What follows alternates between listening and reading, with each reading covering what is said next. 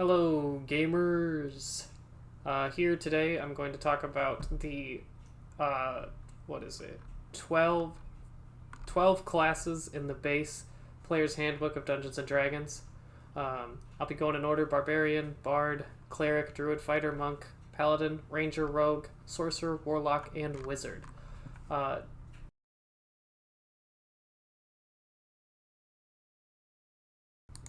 To begin, I'm going to speak about the Barbarian. They are crazed warriors who embrace their animal nature.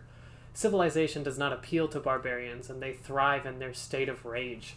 Barbarians are considered a martial class, and they use no magic. A quick and effective barbarian has their highest ability score in strength, and the next one in constitution. This allows them to deal a lot of damage and have a lot of health and be tanky and thrive in the front lines of combat. Barbarians have a unique feature, rage. In battle, you fight with primal ferocity. In rage, they have advantage on strength checks. They deal more damage and take half damage. That's what resistance means. They take half damage to bludgeoning, piercing, and slashing. So pretty much all basic weapons and all people who are attacking you with a weapon are going to deal half as much damage. They also don't wear any armor. They have unarmored defense. But they have natural resistances. So their armor class is 10 plus their dexterity modifier plus their constitution modifier. So that's going to be stronger than just the 10 plus their dex modifier, which most classes have. So you can pretty much have the armor class of somebody with armor without any armor. One of the other interesting things is they can throw aside all concern for defense to attack with fierce desperation. When you make an attack on your turn, you can attack recklessly and get an advantage. However, opponents also have an easier time to hit you. At third level, you can choose an archetype, a primal path for your barbarian. The options we have are the Path of the Ancestral Guardian, which hails from cultures that revere their ancestors. When you rage, ancestral protectors, spirits of the past, come into combat and help you and your allies. They can defend allies, and they can make it easier to attack a certain opponent. Next, we have the Path of the Berserker. To them, their rage is untamed fury, and they get additional attacks on each turn, but suffer exhaustion afterwards. The third and final path is the Path of the Totem Warrior. These barbarians accept a spirit animal as a guide and protector. With a totem, you can harness the power of the bear, which makes you tough enough to stand up to any punishment. You can take half damage from almost all sources. The eagle makes you a predator who can weave through the fray with ease. You can dodge easily. The elk, the spirit of the elk, makes you extraordinary swift. There's the tiger as well, which lets you jump further. They empower your leap. And the spirit of the wolf, which makes you the leader of the hunters. Or you get a pack advantage. If you're around friends, you have an easier time hitting opponents. And all of these get stronger as you level up as well. And that's the basic information on the Barbarian.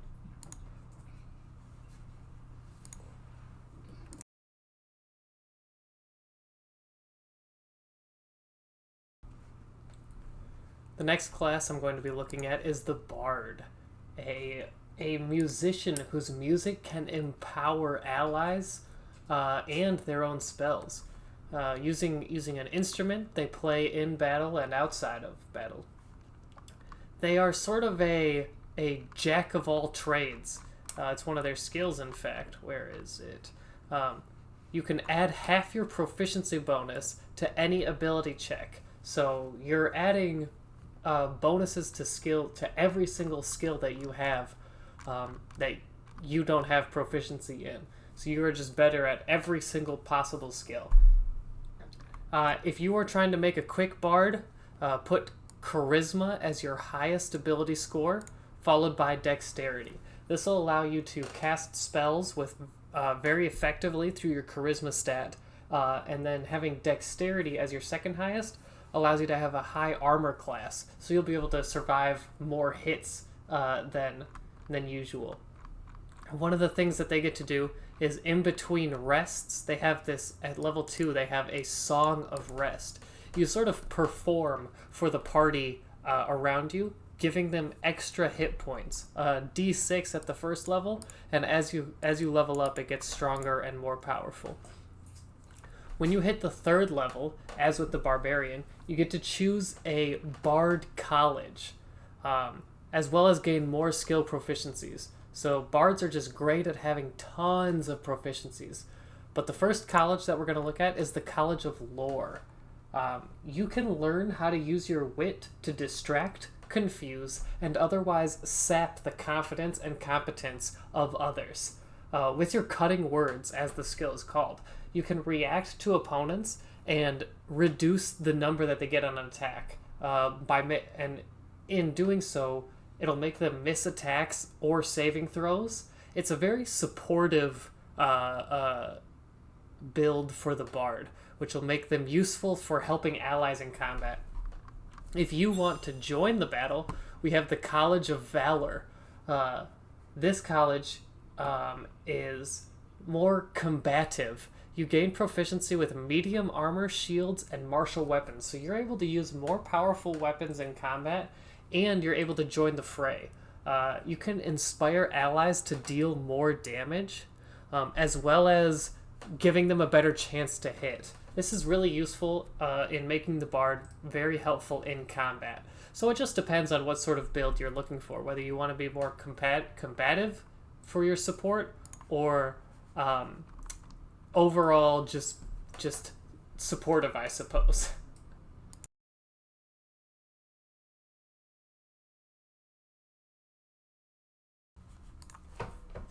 Moving on to clerics. Clerics use religion as their main source of magic. It's how they harness their power. They are very versatile. They can be healers or warriors.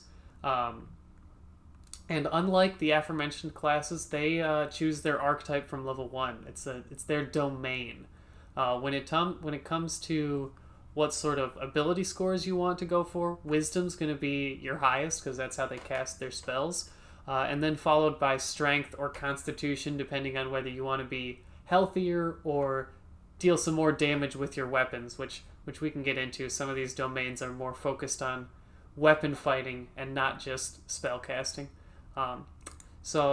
Clerics have access to Channel Divinity. This is an effect they get every short or long rest, so they get access to it a lot, and each domain changes how that affects what Channel Divinity can do. First of all, we've got the Forge domain. Here you can empower weapons with heat energy and deal bonus damage using it. After a short rest, you can strengthen your armor or weapon to make them more effective. We can see that here in the Blessings of the Forge. It adds bonus AC or bonus 1 to attack and damage rolls, which can be extremely useful. It also makes it magical, so there are some monsters out there that are resistant to non-magic attacks, and this negates that. When gaining enough levels, you're empowered by fire. You gain resistance to fire damage and get more armor, as well as can deal an extra dice roll of damage. Next up, we've got the Knowledge domain. This is a very, I'd say, out of combat domain. This one you gain access to more languages, and you gain proficiency in more skills, and you can become proficient in any skill or tool after just 10 minutes of sort of studying. So if you're not proficient in a certain skill, you could sort of spend some time and have a higher chance of succeeding it when you try it again. Something else that seems really cool, at 6th level, you can use that Channel Divinity I was talking about, and you can access another creature's mind and command them. So you can sort of mind control some people, and you can get some more damage too through the spell casting. So this is going to be more of a spell casting kind of cleric. Next up, we've got the life domain. This is the domain for healing. Every time you heal someone, you add 2 plus the spell's level to the heal, which can be really useful when you're only healing 5 or 6. It can be bumped up a lot, and anytime you heal somebody more than usual, it's useful. At a certain point too, they get access to, they use their channel divinity to, you can heal people who are badly injured. What is it? It's just useful when people are low on health. You can heal multiple allies 5 times your cleric level, so that can be really useful. Next, we've got the blessed healer too, which when you heal somebody else, you also gain health. So this, like I was saying, the life domain is all about healing, and you can even be sort of in the front line with that too, especially with this healing yourself at the same time. So you can take damage, heal an ally and yourself at the same time, which would be extremely useful. Next up, we've got the light domain. This is about, let's see, it's based on holy light and a little bit of fire too. You can cast a flare when somebody goes to attack you to make them have a disadvantage, so they could roll worse and miss you on an attack, and sort of like just shooting light everywhere to make it harder for enemies to hit you or your allies. You also have this great channel divinity, Radiance of the Dawn. You can clear any magical darkness and deal quite a bit of damage with it as well, so that seems extremely useful. Next up, we've got the nature domain. Here, you're looking at sort of like a druid-based cleric, somebody who thrives in nature. You can use your channel divinity to charm animals and plants, as well as, this seems extremely useful to me, dampen elements. Whenever somebody near you takes acid, cold, fire, lightning, or thunder, which is pretty often, you can have them take half damage instead. And so there are certain fights, like if you're fighting people who only deal fire damage, your whole team's suddenly only taking half damage from that. As well as at 8th level, you can deal an extra amount of that sort of damage. Next up, we've got the Tempest domain. This is an offensive domain that is exclusively built around thunder and lightning. Almost like you're just zapping everybody all the time. When somebody hits you, you can use your channel divinity to you can use your just reaction, and you'll deal a 2d8 of lightning or thunder damage and just zap them when they hit you, which can be extremely useful, especially when you use, here it is, the channel divinity Destructive Wrath. When you roll lightning or thunder damage, you can deal maximum damage instead. So that 2d8, you could get 2 damage, or just guarantee you're getting 16, which could just really swing the battle, especially once you're at a higher level. That casting a big lightning spell that'll deal, like, let's see, this Thunder Wave here, it's a 2d8 as well. Where is it? Call Lightning, perhaps? That does 3d10, so you could just guarantee 30 damage with that. But it's all, once again, it's all based around lightning and thunder. Next up, we've got the Trickery domain. This one is all about stealth. You can give yourself or any other willing creature advantage on stealth checks, which can be useful for obviously sneaking around. Something really silly and fun is they can summon an illusory duplicate of themselves. For 1 minute, you can have a perfect illusion of yourself and sort of act like it's you, maybe force somebody to attack it thinking it's you and bait out traps, and you can also cast spells from it, so you can really be very convincing. Something else interesting, as an action, or using your channel divinity, you can become invisible for a period of time, which would be extremely useful for sneaking around. And the final domain we have here is the War domain. This is similar to that Tempest domain, where it's offensive, it's focused on combat. You can gain access to, an additional attack on your turn as a War Priest. And you can also use your Channel Divinity to add a 10 to somebody's roll, which should be quite the game changer if you're really in a pinch and trying to ensure somebody's attack hits if they're swinging a big weapon or something. As well as, let's see, you can give it to allies and yourself.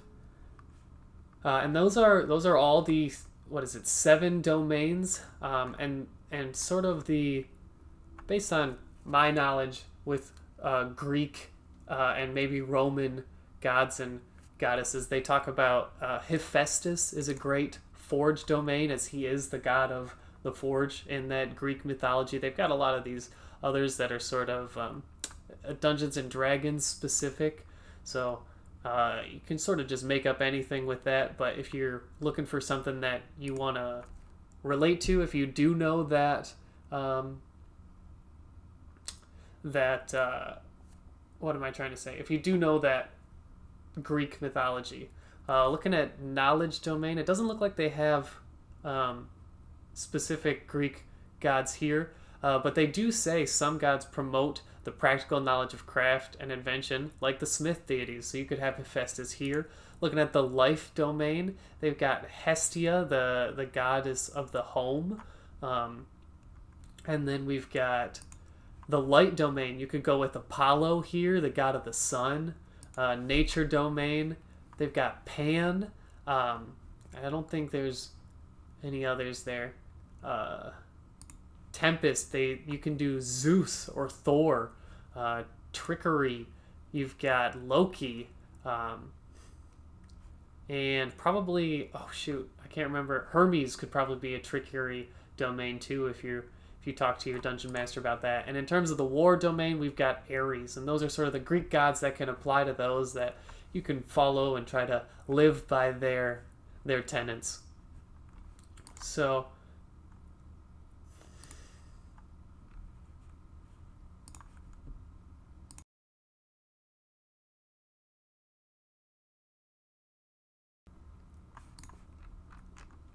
next up, we've got Druids. Druids rely on the power of nature and seek to preserve the balance of the world. For statistics, you should look for Wisdom as your highest ability score, because that's how you're going to be casting your spells, and followed by Constitution, so you can have as much health as possible. Druids are pretty cool. They've got, at 3rd level, they get access to their circle, their druidic circles. And I think it's at 1st level, so like those clerics. In the Circle of the Land, it's focused on spell casting more, and you get to choose a specific land type, where you've got Arctic, coast, desert, forest, grassland, mountain, swamp, or Underdark, which is like this a cavern-based world that's sort of always dark and scary down there. But all this means is you get access to different types of spells. They can be useful in different ways and help you sort of form the idea of your character. They also get the ability to recover spell slots, which is really useful for obviously somebody who's going to be using a lot of spells. They also can sort of ignore difficult terrain, something like an entangle spell that's supposed to, that plants come out of the ground and restrain you. You can just ignore it and get past it as one with nature. And then we've got the Circle of the Moon, which is more based on the combative wild shape. Both circles of Druid can wild shape, but Circle of the Moon is more for combat. And you can transform into a pretty strong animal from an early level. Some of the options are a dire wolf, this grand wolf that works better in a pack, So if you're with some teammates, that's really useful. There's a giant hyena, and this thing is really great at tearing through hordes of really small enemies. And even if you're in a water situation, you can transform into a giant octopus or even a giant toad, which lets you swallow enemies whole. So these can all be really useful. At higher levels, you start turning into dinosaurs, and it can get pretty fun and extremely helpful for your team. But with this, you're not going to be looking to cast that many spells in combat because you'll be becoming an animal. Looks like at level 10, which is pretty far into your campaign, but you may get there, you can also become elementals, which would be very powerful. They're very strong. And that's the Druid.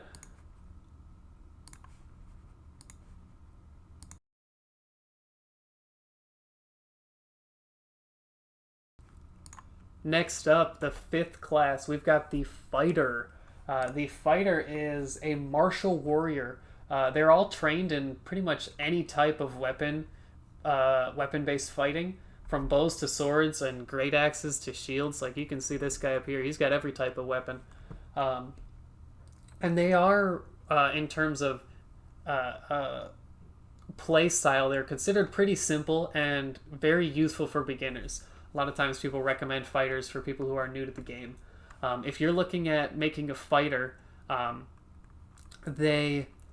for ability scores or your stats, you're going to want strength or dexterity as your primary statistic, depending on whether you're going to be using finesse or if you're going to use normal or finesse-based weapons, respectively. Something like a rapier or a dagger is going to be finesse-based and using a dexterous statistic, whereas or even a bow uses dexterity, whereas hammers and swords and axes are going to be using your strength statistic.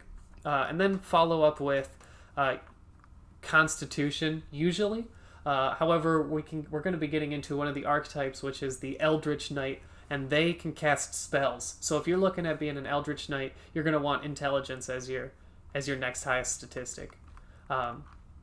They get access to fighting styles, which is really cool. It just makes your fighting better. You can do archery and gain bonus on attack rolls with ranged weapons, making it easier to hit. Protection. When you are near an ally, you can impose a disadvantage on an attack roll if you're using a shield, which can be very helpful if you're hanging out near some sorcerers or weak allies who you're trying to protect. And there's a few other options here. You also have Action Surge, gives you another action, so you're in the thick of fighting and can deal lots of damage out there. When you hit 3rd level, you gain access to their archetypes, the first one being the Battle Master. This is somebody who can control combat through maneuvers. They get these things called superiority die, and you roll those on your turn, and you can use the number you receive to do different effects. There's lots of options here, as you can see. Some of them Commander's Strike. You don't need to roll your dice for this one, but you can, when you attack, you can have an ally attack somebody as well. Commanding Presence. This one isn't even in combat, but you can, when you make a Charisma, Intimidation, Performance, or Persuasion check, you can expend a die to add that, or you do roll the dice, and depending on what you roll, you add that to your ability check. So it makes it easier to do some things out of combat too. Just talking to people. Some of the ones I really like are Parry, which you'll reduce the amount of damage you take, as well as Rally, which can heal your teammates as you're fighting. Riposte is useful. If somebody misses you, you can get a free attack in. There's just lots of options, and all very interesting, and help you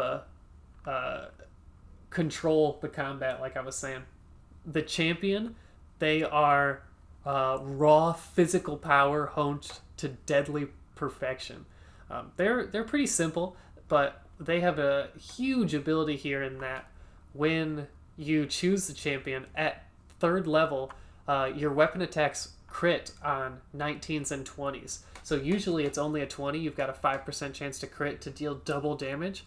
But now you have a 10%. 19 and 20s both land you critical hits, which will give you lots of damage in the fight.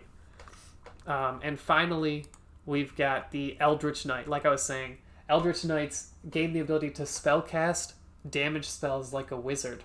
And you choose some spells from the wizard table.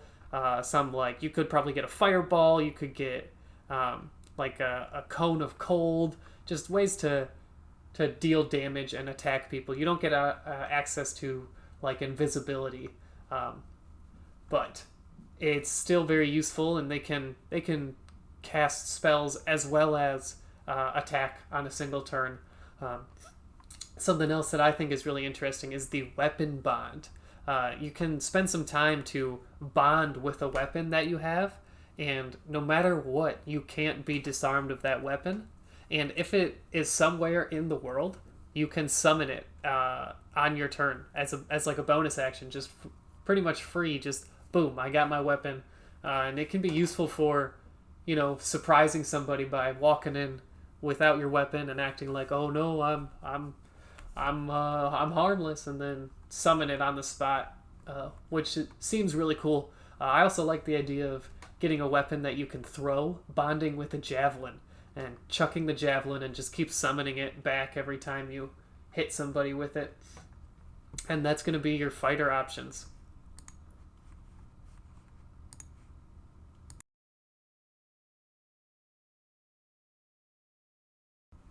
Next up, we've got the monk. Let's see. The monk is a martial arts based class, and they have access to ki, which is sort of their own sort of magic. If you're going to be creating a monk, you're going to want, let's see, dexterity as your highest ability score, because you don't wear any armor as a monk, so you'll want to be able to have a high armor class and dodge out of attacks with your dexterity, followed by wisdom, which is where some of your spells draw their power from. And let's see, the three archetypes here are going to be the Way of the Shadow is the first one, which is like your ninja or an assassin, and you can use your ki to cast sort of stealth spells like darkness, or pass without trace, which lets you stealth a lot easier. Darkness just creates a magical darkness and nobody can really see you, as well as, this is really cool, shadow step. You gain the ability to teleport from one shadow to another, pretty far distance too, so I think that's pretty interesting. Next, we've got the Way of the Four Elements. Here you're more using your ki for elemental spells, fireballs, burning hands, cones of cold, like I was saying, even hold person. Interesting. You also gain the ability to add elemental damage to your attacks, and it's a spell casting for monks. And finally, we have the Way of the Open Hand, which is going to be your sort of punch-based monk, and they can use their ki to knock enemies prone or push them 15 feet away, which, if you're fighting on a cliffside, can be very entertaining. And they also have the ability to regain health on their own, which is useful anytime you're in a tough combat. And that's going to be your monk.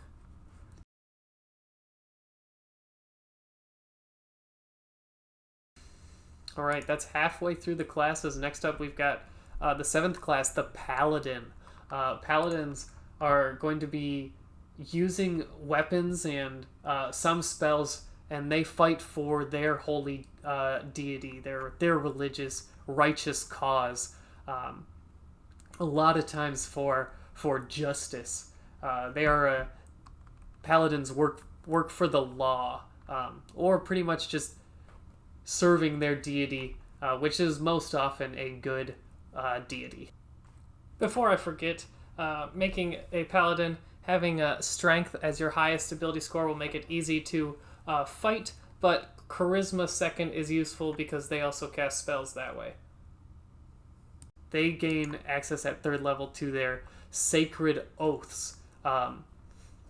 Before I talk about that, I'll talk about they have a divine sense. They can sort of evil registers on their senses like a noxious odor, and they can hear heavenly music when there's good. So you can sort of sense out whether somebody is good or bad, and just by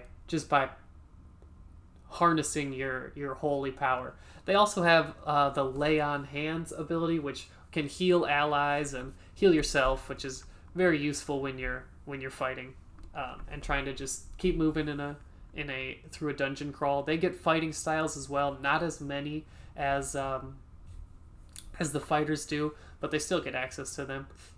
So to the sacred oaths, the first one we've got here is the Oath of Devotion. The tenets of devotion are honesty, courage, compassion, honor, and duty. So these are really your very good guys, your knight in shining armor, pretty much, fairy tale kind of style.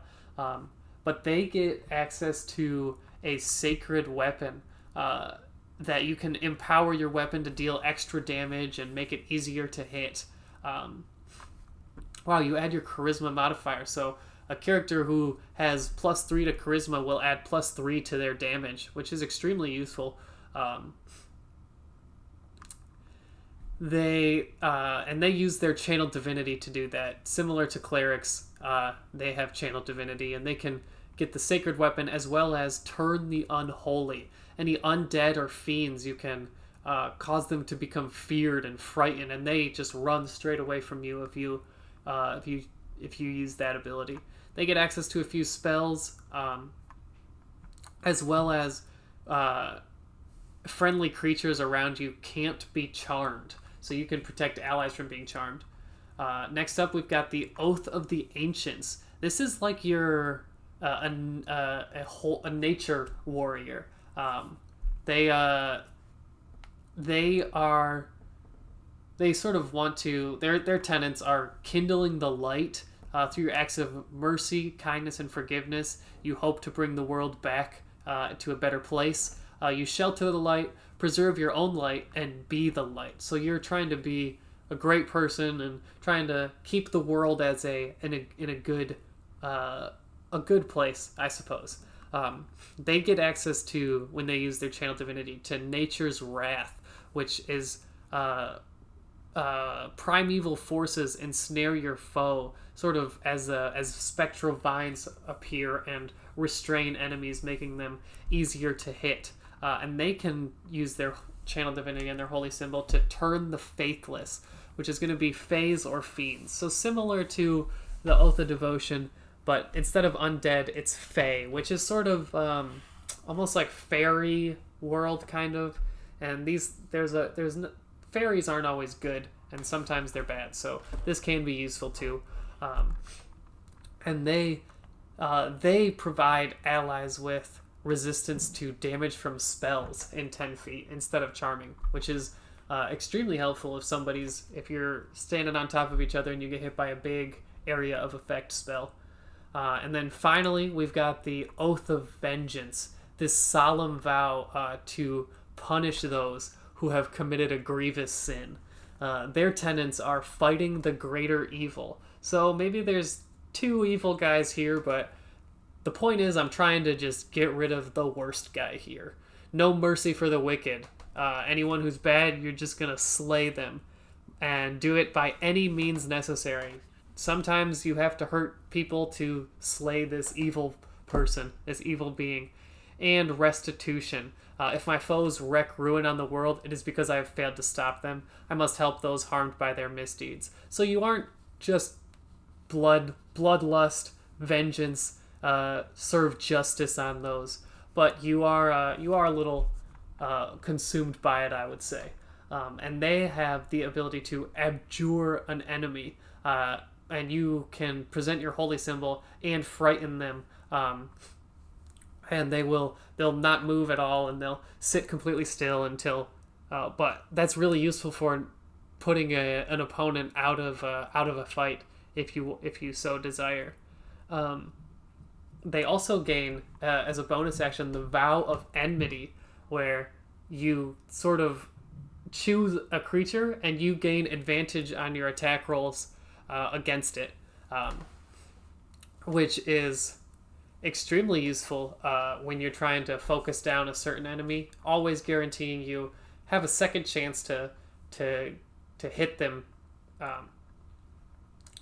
They get access to spells like all the others too, and we've got Relentless Avenger at 7th level. Now, if somebody is running past you, you can take an opportunity attack on them. Pretty much everybody can do this, but when you do it as a Relentless Avenger, you can follow them up to half your speed, sort of moving to an ally to protect them or making sure they don't escape if they're trying to run away. And that's going to be your Paladin.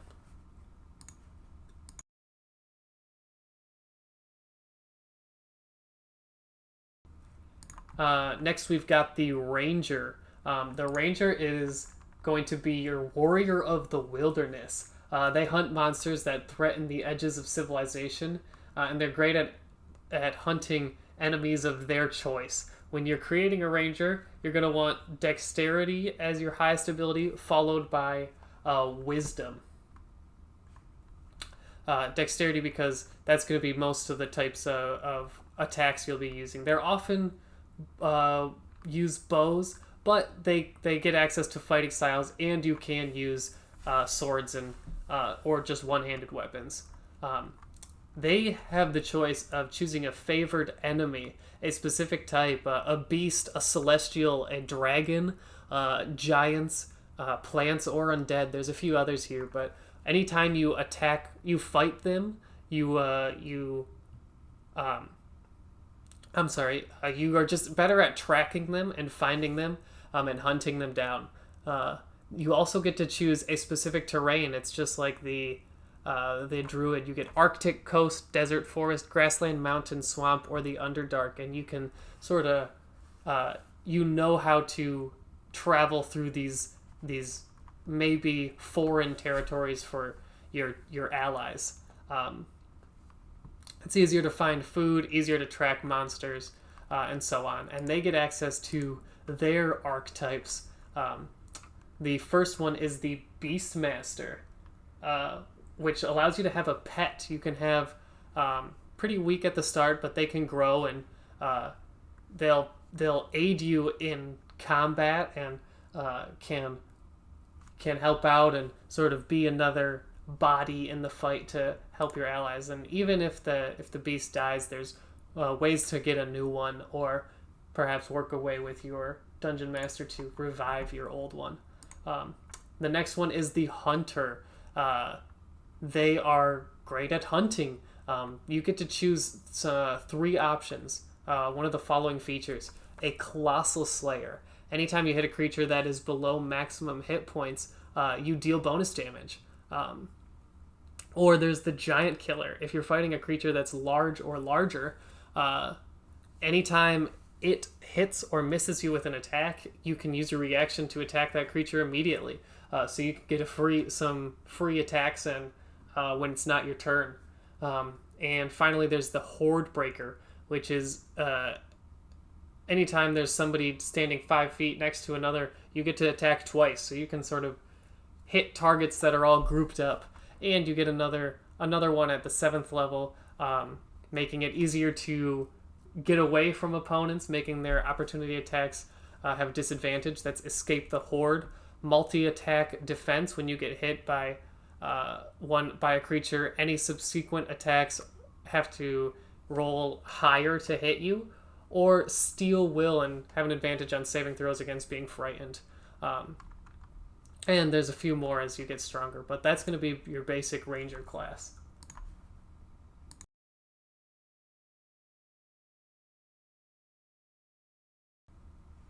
Next up, we've got the Rogue. This is the 9th class, so we're more than a third of the way there.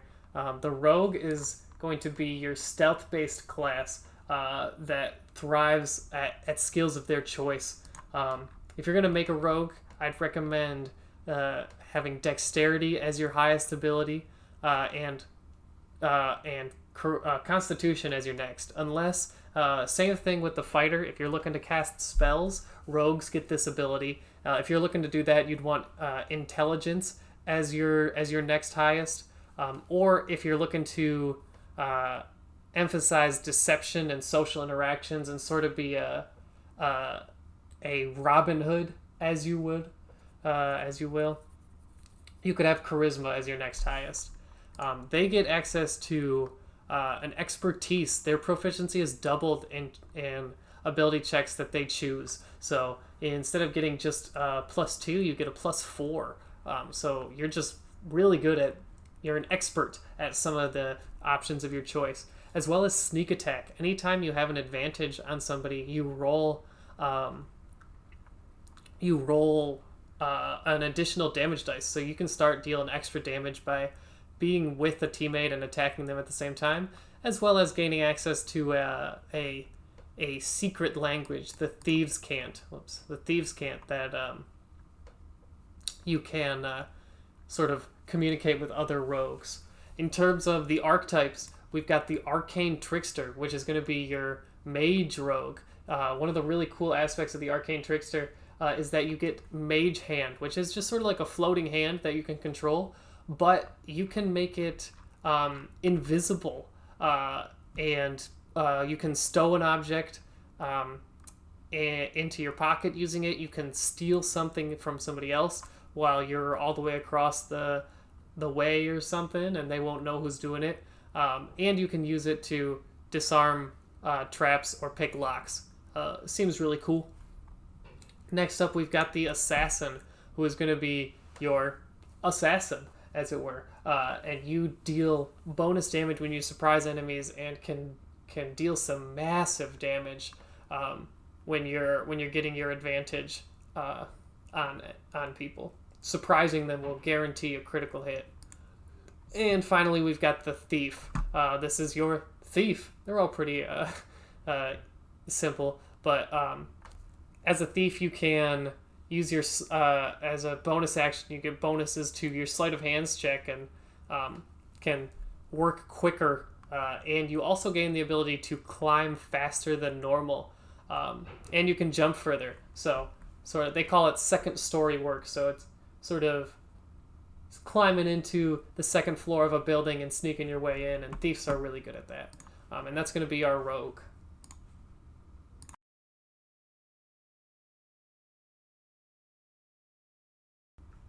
Next up, we've got the Sorcerer. The Sorcerer is a magician who uses raw magic that they've come into control of through strange ways. A sorcerer's magic wants to be wielded, and it comes out in very unpredictable ways. If you're making a sorcerer, you're going to want charisma to be your highest ability score, because that's how you're casting your spells, followed by constitution, so you can be tanky. You could also do dexterity to guarantee you've got some higher armor class and can do some fun flips and stuff. They have access to a font of magic, is what it's called, which lets you use sorcery points to cast spells in unique ways. Some of them are a careful spell, which protects an ally, and you can, if you're casting a fireball and your teammates in the radius of the fireball, you can guarantee that they don't get hit by it.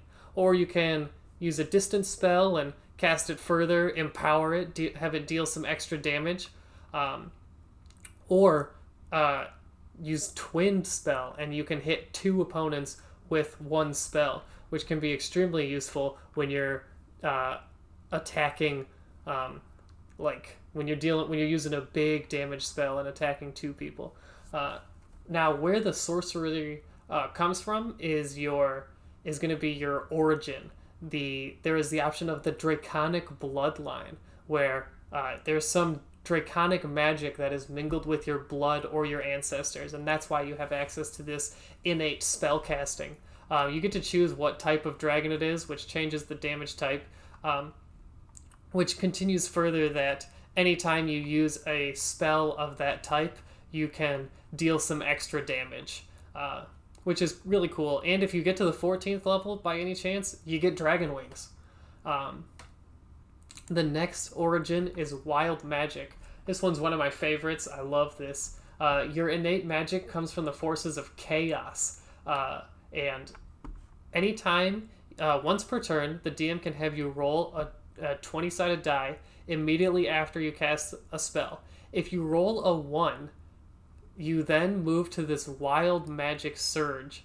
You have a Wild Magic Surge, and the magic just comes out in a strange way.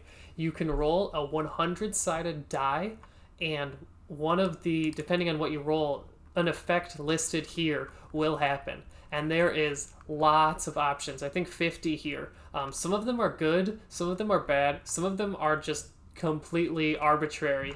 One of the ones that's arbitrary, oh, where did I see it? Here it is. Your hair falls out, but grows back within 24 hours. So that pretty much nothing happens, but you just lose your hair, and that can be sort of funny and in some ways to play. You are immune to being intoxicated by alcohol for the next potentially 30 days, so you just can't get drunk.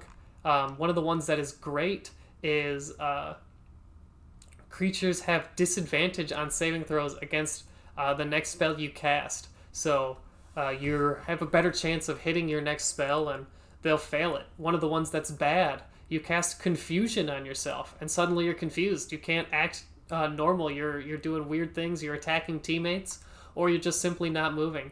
One of the ones that's really bad is casting Fireball on yourself, or centered on yourself. So that could be bad if you're hanging out with your friends in the back lines trying to sling spells, and suddenly you explode in a fiery ball of fire. But it's really fun. And then they also get access to controlling the tides of chaos, where you can give yourself an advantage on an attack roll, ability check, or saving throw, kind of controlling your chances of success and bending your luck, as it were. Also, at 6th level, you get to do the same thing, and you can add or penalize somebody's roll, whether it's an ally or an opponent. And that's going to be your Sorcerer.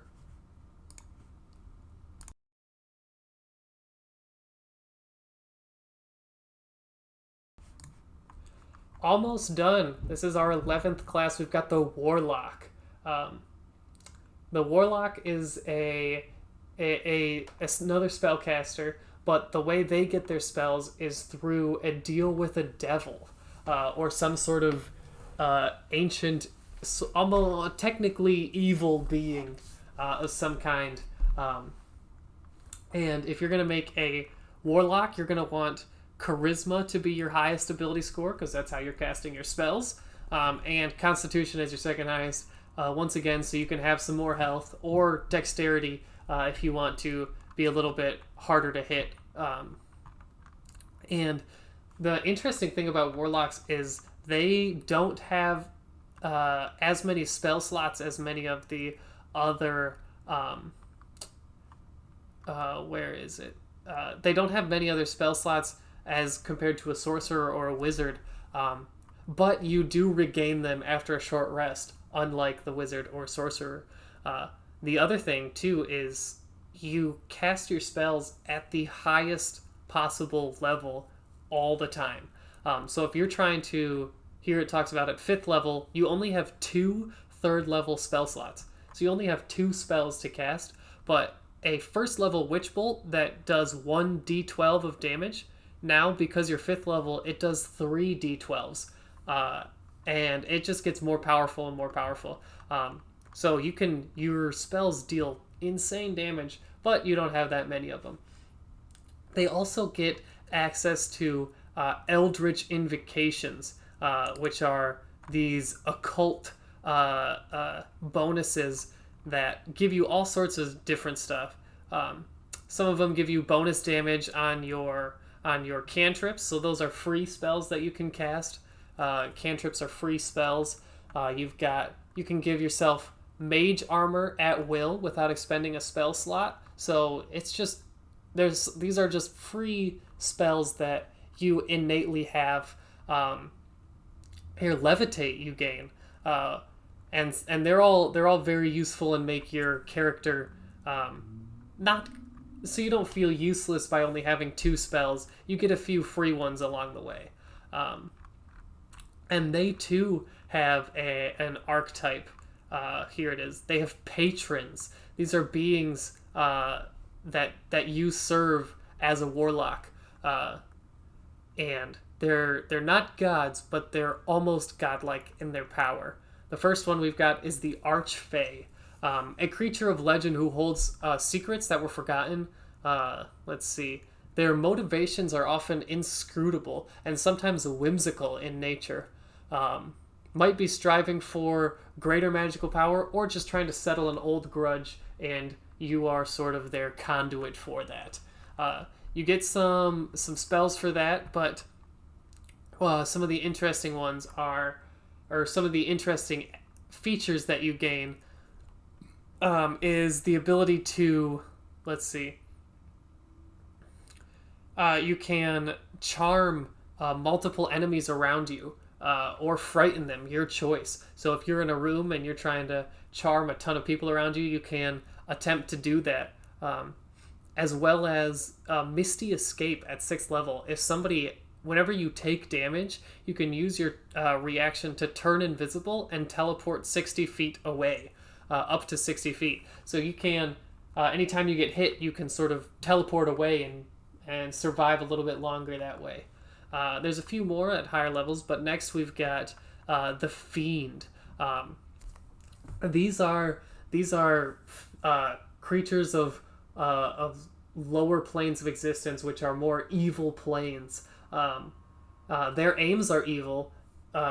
Even if you aren't trying to be evil, you may still have made a pact with one of these creatures.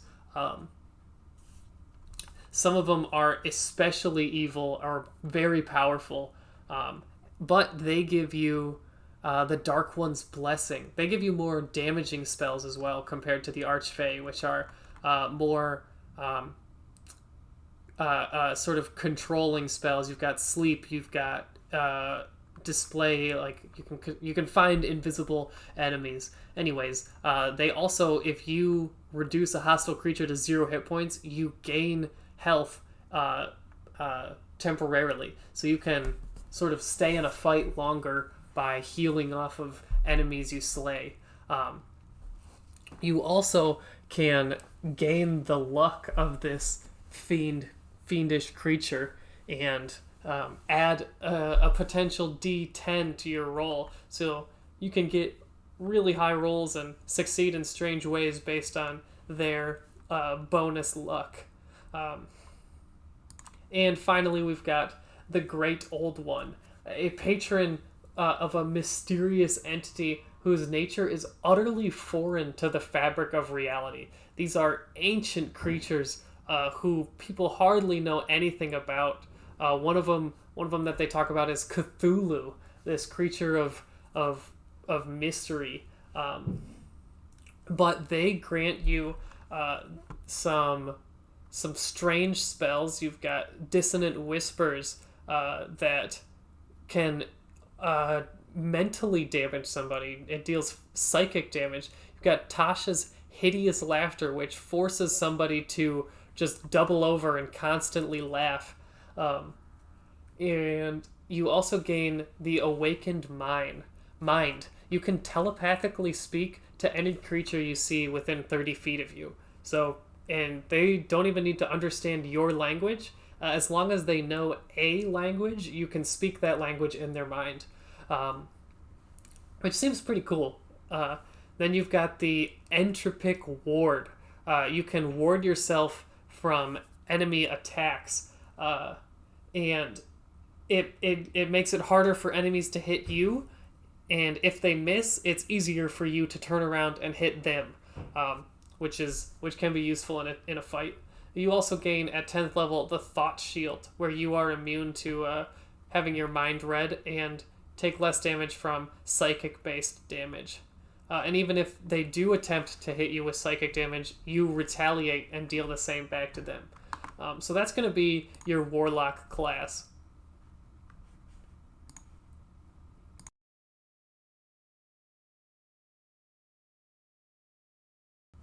And finally, we've got a long one here. We've got the Wizard.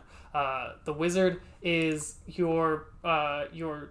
they gain magic through studying. They have their spell book that they study, and they learn, and they try to spend a lot of time learning how to cast spells to be able to cast them.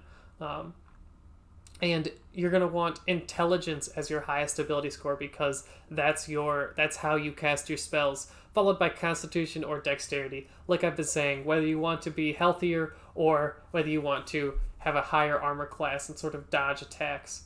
At a second level, you get to choose your arcane tradition. Let's see. It looks like they also get access to arcane recovery. So once a day, when you finish a short rest, you can gain some expended spell slots. So you can recover a few spells as well that way.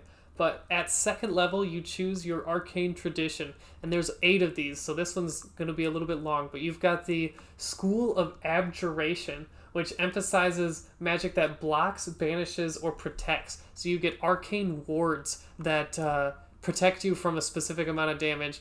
And at a 6th level, you can project that onto allies and defend them as well. Next up, we've got the School of Conjuration. These are spells that produce objects and creatures out of thin air. You can, at second level, when you choose this, you can sort of create a small item. And you could probably use that to maybe block an entrance or disrupt somebody or help them. Maybe you're trying to reach a certain height and you create a box. And they gain benign transposition. You can teleport up to 30 feet, or you can swap your space with a willing creature. So you and an ally can just teleport with each other. Next up, we've got the Divination. I like this one a lot. This is sort of foreseeing the future. You master spells of discernment, remote viewing, supernatural knowledge, and foresight. And the way that is sort of visualized here is through this ability Portent. At the beginning or after you take a long rest, you roll 2 d20s and write those numbers down.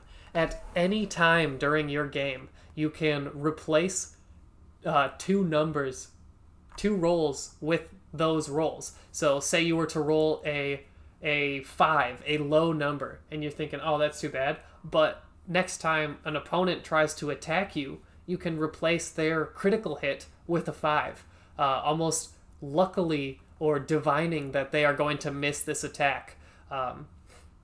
They're foretelling rolls, as it were. And at 6th level, anytime you cast a divination spell, you gain a spell slot of lower level. So you have access to a lot of spells that are divination and sort of recovery of other spells. Next up, we've got the School of Enchantment. You focus your study on magic that creates powerful elemental effects, such as a bitter cold, a searing flame, a rolling thunder, crackling lightning, or burning acid. So these are just your damage-based spells. At second level, you gain Hypnotic Gaze, and you can charm... I'm looking at the wrong one. Whoops. I thought that was strange. So, I'm sorry. Enchantment. As a member of the School of Enchantment, you have honed your ability to magically entrance and beguile. That makes more sense. Hypnotic Gaze. You can enchant somebody. You can charm them. And you, at a higher level, you gain Instinctive Charm. And anyone who tries to attack you, you can divert that attack off of you, and it'll hit somebody else. And it's useful for staying alive.